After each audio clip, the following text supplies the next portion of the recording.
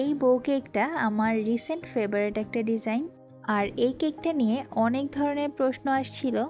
কেকটা কত পাউন্ড ছিল, বউয়ের কালারটা কিভাবে করেছি, কি দিয়ে করেছি, এরকম আরও অনেক ধরনের প্রশ্ন নিয়ে আজকের এই ভিডিওটি।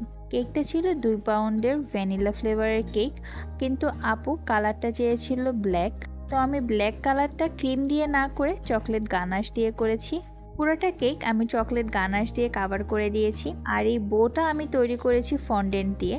আমি রেড ফন্ডেন্টের সাথে একটুখানি কালো কালার মিক্স করে আমি এই মেরুন কালারটা এনেছি। আর এই বউটাকে আমি রাতের বেলায় বানিয়ে ফেলেছি যেন ওভারনাইটে এই বউটা একদম শক্ত হয়ে যায়।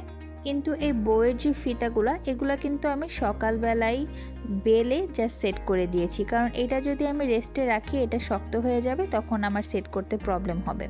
আর বউয়ের মাঝখানে আমি 2টা টুথপিক দিয়ে দিচ্ছি যেন বউটা নড়ে চড়ে না পড়ে যায়। বাটারফ্লাইগুলো ছিল নন ইডেবল, মানে এগুলো খাওয়া যাবে না, এবং আরও কিছু পুঁথি দিয়ে আমি কেকটাকে ডেকোরেশন করে দিয়েছি।